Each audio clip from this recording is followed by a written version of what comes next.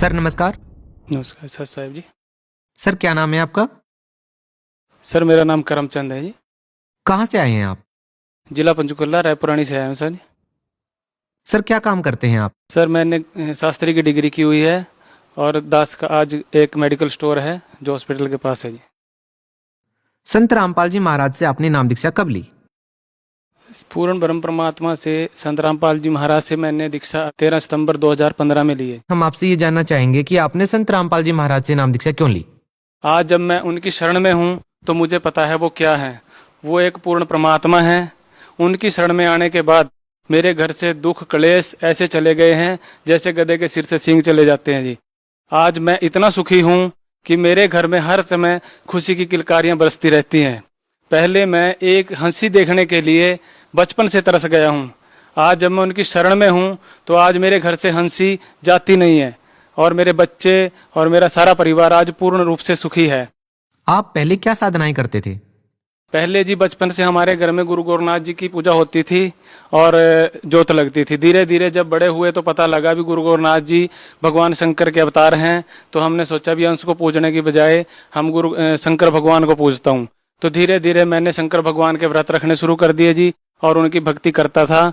तो धीरे धीरे तमोगुण होने के कारण मैं मांस, मदिरा, जर्दा इन चीज़ों में प्रवृत्त हो गया और मैं इन सारी चीज़ों का घर से चोरी सेवन करने लग गया क्योंकि घर में इन चीज़ों का बिल्कुल ही बहिष्कार होता था।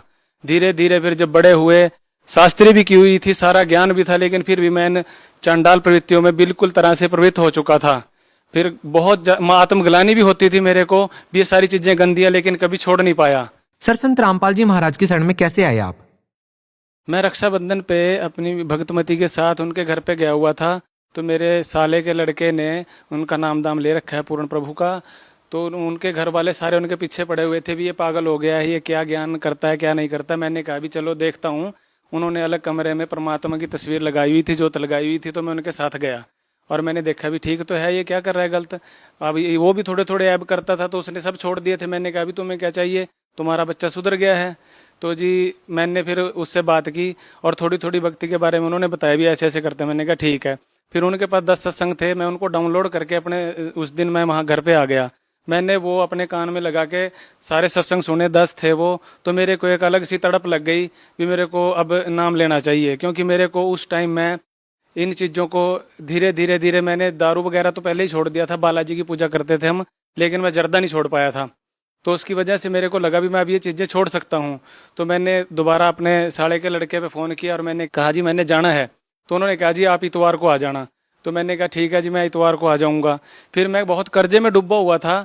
तो मैं इतवार को जब इनका फ़ोन आया भी चलोगे, तो मेरे मन में आया भी यार अभी नहीं चलते, थोड़े दिन ठहर के चलेंगे, भी देखते हैं अभी कुछ होता है नहीं होता है। तो मैंने इनको कह के फ़ोन काट दिया और मैंने परमात्मा से अर्ज लगाई कि परमात्मा तेरा दास तो बहुत कर्जे में डूबा हुआ है, इसके पास किराया भी नहीं है, ये दुकान बंद करके कैसे आएगा। तो अगले 3 दिन सोमवार, मंगलवार, बुधवार मेरी दुकान पे जहाँ 100 रुपये, 200 रुपये, 500 रुपये नहीं बढ़ते थे, पूरे 3 दिन 5000, 4500 और 3500 सेल हुई। और मैं जाके भक्तमती को दी, मैं खाए देखो तुम कहते थे भी ऐसा नहीं होता। तो फिर मैंने वो सारे पैसे अपना थोड़ा थोड़ा किराया रुका हुआ था मेरा 8-9 महीने का, मैं बहुत परेशान था। तो मैंने वो थोड़ा थोड़ा उनका पैसा दिया और फिर इतवार का इंतज़ार किया मैंने। और मैं अपने साले के लड़के के साथ और उनके एक मित्र के साथ जो जिन्होंने पहले ही नाम ले रखा है उनके साथ नाम दाम लेकर आया और उसके बाद फिर मैंने भक्ति शुरू की। फिर धीरे धीरे मेरे को अपने आप ये लगने लगा भी हाँ कुछ है। फिर मेरी जिन इच्छाओं को लेकर मैं प्रभु की शरण में आया था, आज उन इच्छाओं की मेरे को 1% भी इच्छा नहीं है कि मेरे को गाड़ी मिले, पैसा मिले।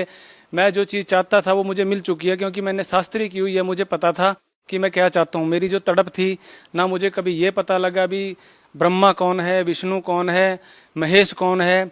उनकी आयु आज भी शायद नॉर्मल लोगों को नहीं पता है, लेकिन जिन लोगों ने शास्त्री किया या जो लोग थोड़ा बहुत कर्म कांड करते हैं उनको पता है। ब्रह्मा जी की आयु भी लिखी हुई है, विष्णु जी की भी लिखी हुई है और महेश जी की भी लिखी हुई है।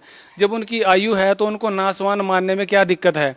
आज जब दास को ये सब पता था, लेकिन कभी इस क्वेश्चन के ऊपर कभी भी पूर्ण विराम नहीं लगा ये सब क्या है। भक्ति मैं पूर्ण रूप से करता था, लेकिन कभी ये नहीं। जैसे ही मैं प्रभु की शरण में आया और मेरे को अचानक लगा भी अब तुम्हारी तलाश जो है वो खत्म हो चुकी है, और मैं धीरे धीरे धीरे आज उनकी थोड़ी थोड़ी भक्ति करके आज मैं अपने मेडिकल स्टोर पे किसी से पैसे नहीं मांगता। कोई कह देता है कि पैसे नहीं है, कोई बात नहीं, ले जाओ, जब तुम्हारी इच्छा होगी दे देना। आज दास का ये हाल है। और मेरी दुकान में कभी भी माल कम नहीं हुआ। मैं कभी भी पहले जब कोई माल ले जाता था तो मैं 10 रुपये लिखता था, आज दास कोई पैसा नहीं लिखता। कोई पैसे दे के जाता है, ठीक है, नहीं जाता है, ठीक है। मेरे पास बैठने वाले कहते हैं भी यार ऐसा बदलाव क्या हो गया, कैसा क्या हो गया तेरे को। मैंने कहा जी जब उसने देना है तो वो ताले खोल कर दे देता है, और जब उसने नहीं देना है तो वो हाथ पर से उतार लेता है। हमारे पूर्ण परमात्मा ऐसे हैं कि रोगों को ऐसे काट देते हैं। मैं आपको बता दूं कि मेरी शादी को 15 साल हो चुके हैं और मेरी पत्नी को मैं कभी भी हंसते हुए नहीं देख पाया, क्योंकि उसके गले में दिक्कत रहती थी। और मैंने कभी भी उसको एक दिन भी ये नहीं कहा उसने भी मैं आज ठीक हूँ, आप काम पे चले जाओ। पहले मैं नौकरी करता था, मैंने 10-11 साल नौकरी किया, मेडिकल लाइन से हूँ।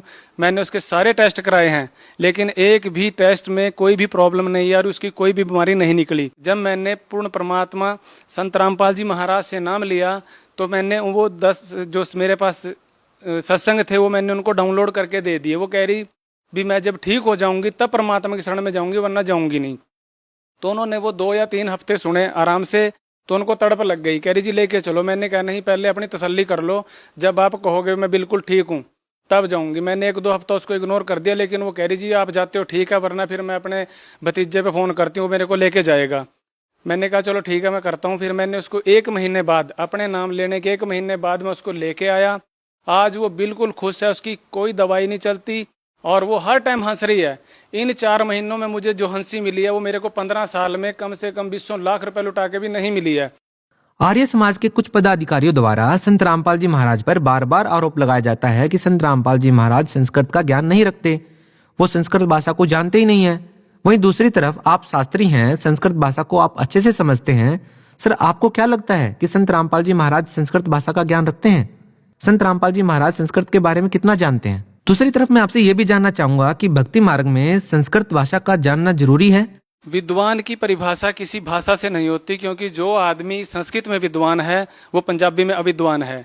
कोई भी भाषा किसी को विद्वान साबित नहीं कर सकती। मैं इसके बारे में इतना ही कहूंगा कि अगर हमारे पूर्ण परमात्मा संस्कृत नहीं जानते तो वो उन्होंने गीता या संस्कृत या वेदों का नहीं, उन्होंने उर्दू के कुरान शरीफ का, इंग्लिश में बाइबल का, और हमारे जितने भी धर्म ग्रंथ पुराण वगैरह ये हैं, इनका सबका उन्होंने सटीक बिल्कुल अच्छा उल्लेख किया है जी। ये लोग इतने परेशान इसलिए हो रहे हैं क्योंकि इनको अपनी सच्चाई का आज पता लग चुका है और ये घबराए हुए हैं। अभी जो इतना बड़ा स्ट्रक्चर इनका आज खड़ा हो जाता दिख रहा है इनको।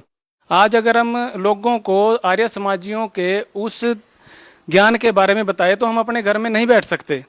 मेरे को, मैं आज बताऊंगा भी नहीं और बता भी नहीं पाऊंगा। मैं तो कहूंगा भी अगर लोगों को लगता है भी आर्य समाजियों का ज्ञान अच्छा है तो उनकी सत्यार्थ प्रकाश मंगाएं और उसको पढ़ें।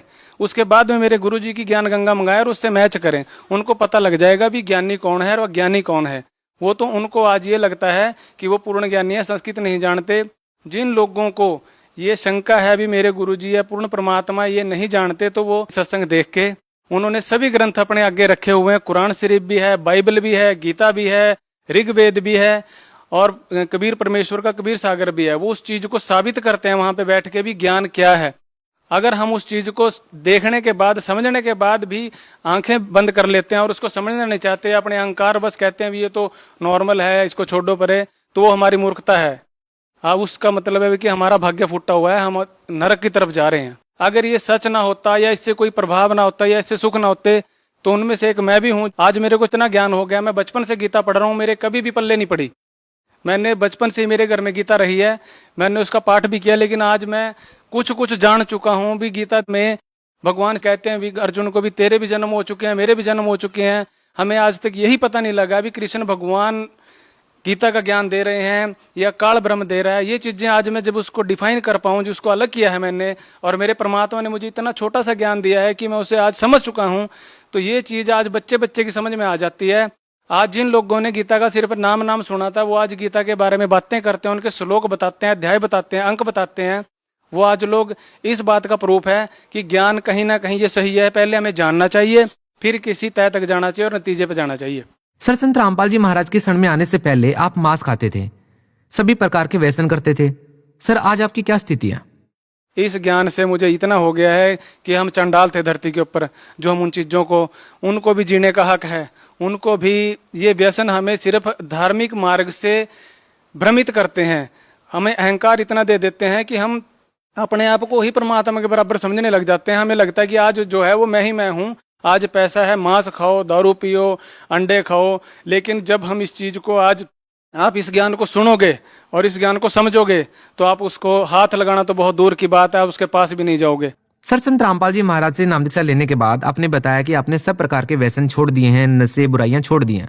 संत रामपाल जी महाराज कोई जड़ी बूटी या कोई गोली दवाई ऐसी रखते हैं क्या, जिसके देने से आप लोग सब बुराइयां छोड़ देते हैं, नशा छोड़ देते हैं?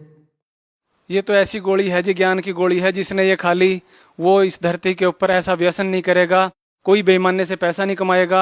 आज दास बेईमानने का पैसा तो छोड़ो, मैं अपनी दवाई के पैसे नहीं लेता। अगर कोई कह देता जी पैसे नहीं है, कोई बात नहीं, जाओ जी। आज मेरे अंदर परमात्मा ने इतनी संतुष्टि दी है कि मैं पैसे से इच्छाएं नहीं है जी यहाँ की, जो मैं कह दूँ ना जी आज मुझे गाड़ी चाहिए या बंगला चाहिए या मेरे बच्चों की शादी कैसे होगी, ये सब खत्म हो चुका है। मैं इन चीज़ों के लिए आया जरूर था यहाँ पे भी, मेरे को बच्चों की शादी करनी है, क्या प्लान करना है। मैंने परमात्मा से सेल मांगी तो उन्होंने मेरे को 3 दिन में इतनी सेल करके दिखा दी। फिर जब मैं आज यहाँ परमात्मा का नाम ले रहा हूँ और इनसे जुड़ा हूँ, आज मैं सिर्फ यहाँ से जाना चाहता हूँ। मेरे को ये सारा जंगल लगता है जी, मेरे को सारा ये आज ऐसा लगता है कि बस मैं किसी तरह यहाँ से चला जाऊँ, क्योंकि यहाँ पे कुछ नहीं है। जहाँ से हम आए थे आज उस चीज़ का मुझे एहसास है कि हम कहीं ना कहीं से तो आए हैं, और उस चीज़ का एहसास मेरे पूर्ण परमात्मा ने मुझे कराया है जी। संत रामपाल जी महाराज से नाम दीक्षा लेने से पहले आपने लाखों रुपए अपनी बीमारी पर खर्च किए।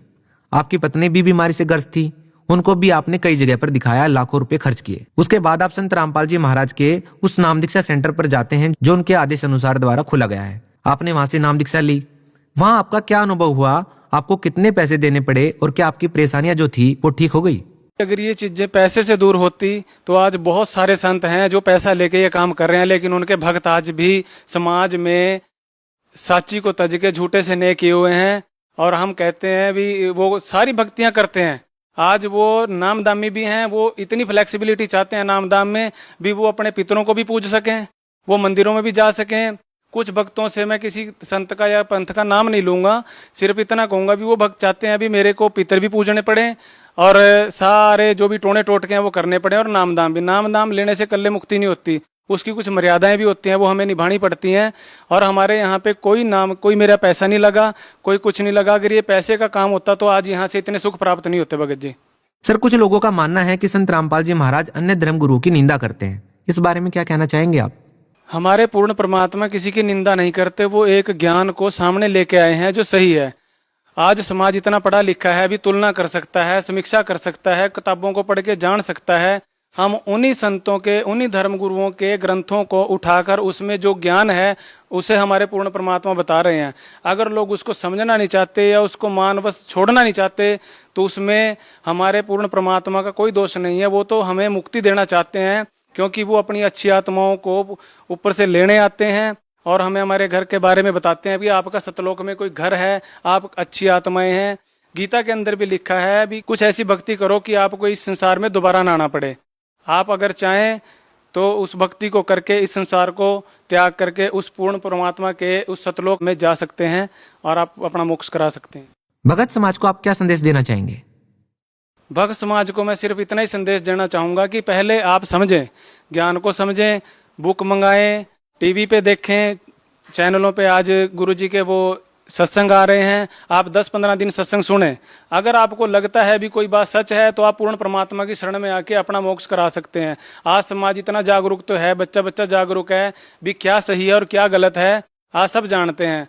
अगर आपको मोक्ष करवाना है तो पूर्ण परमात्मा की शरण में आके आप नाम दीक्षा लीजिए और अपना मोक्ष कराइए। सर, बहुत बहुत धन्यवाद। सच है।